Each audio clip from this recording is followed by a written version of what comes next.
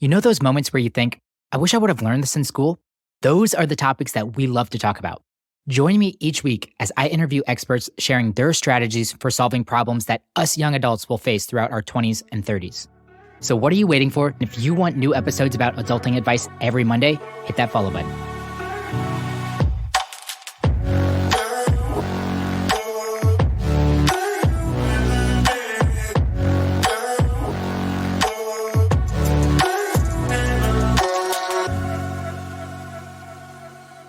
I don't need to tell you why networking is important, but I'm going to tell you anyway. You can find job opportunities, increase sales, build relationships that can lead to collaborations, and even learn new things through conversation. If you want to be successful, authentic and effective networking can be such a key ingredient. Just looking at Kyle and I's own business, for landing all of our clients, I can draw a line back to a networking opportunity. But enough of that. I already know that you're bought in and you're thinking, all right, Justin, tell me how. From a high level, networking really comes down to two things: creating new relationships and deepening those relationships. I'm happy to do a breakdown sometime on how to meet people and connect with them instantly, but I've actually found that to be the easier half of the equation. It's really staying connected and engaged with your current network that I found more challenging. That's why I've created a Hot 100 list. And in this episode, I want to share this concept with you and walk through the step-by-step process on how to create, manage, and execute a Hot 100 list.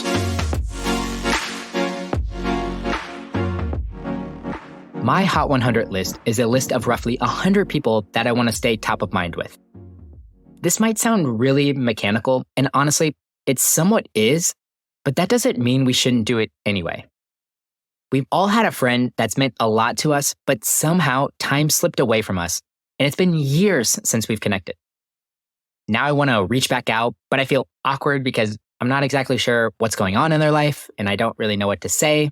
So I overthink it, I never reach out, and that friend completely falls out of my life.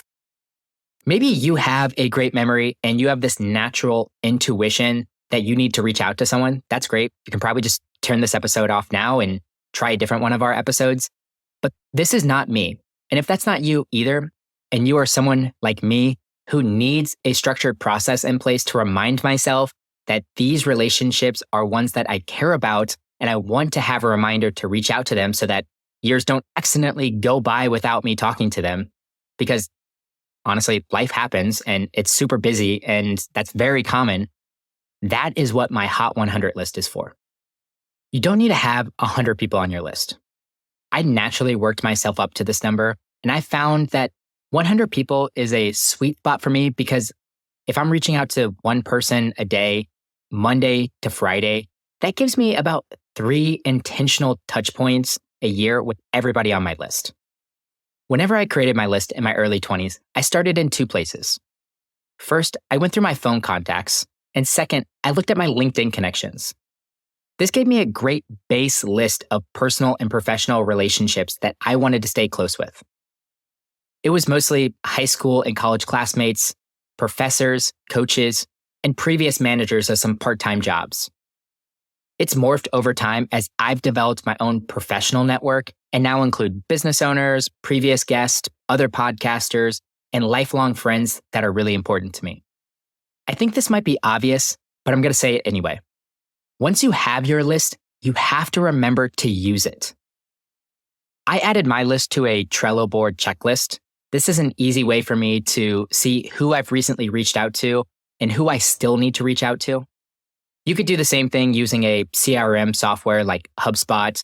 You could build a list in Excel or Sheets. You can make a checklist in Notes, or you could simply write the names down on a note card and move them out of one box and into another as you reach out.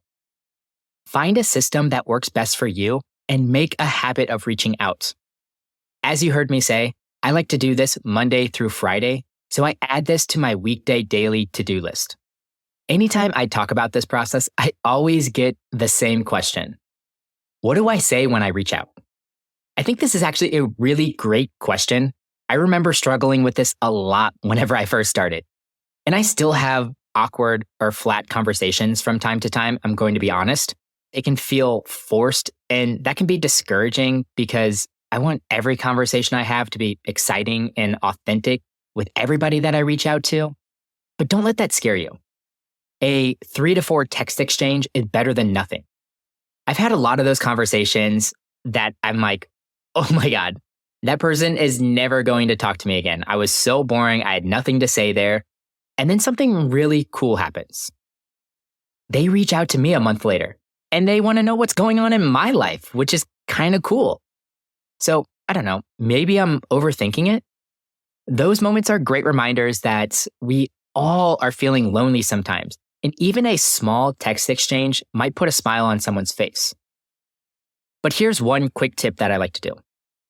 I'll go out and check their social media, and I'll see what's been happening in their life over the last few months.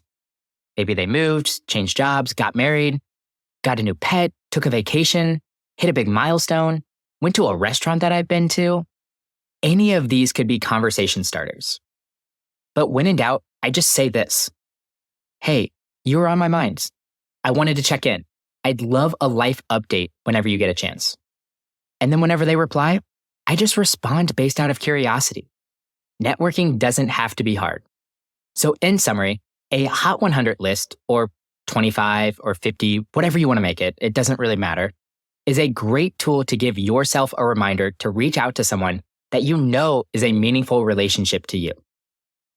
To get started, look through your phone contacts or social media to build your list. Tools like Trello or HubSpot could be helpful, but somehow figure out how to add a reach out as part of your daily routine. Social media can give you ideas for conversation starters, but don't overthink it. Something is better than nothing, and holding a conversation will get easier over time. Don't judge yourself based on how you felt the quality of the conversation went, but instead the fact that you're bringing intentionality to your relationships. These simple reach outs might lead to phone calls, Zoom chats, invitations, you never know. You'll find yourself building relationships versus letting them fade. Thanks for listening to the episode. As always, I appreciate your kind words. If you want to leave us a rating and review on your podcast player right now, that would absolutely make my day. If you want to find episode show notes, our blog, and other great resources, head over to tsirpodcast.com. If you have follow-up questions, an idea for a future episode, or just want to say hi, we have a contact form on our website, and those messages go straight into my inbox, and I promise you, I will reply. But all right, guys, I really appreciate you tuning in. I love you all, and you're not alone. Let's keep making it through our struggles together.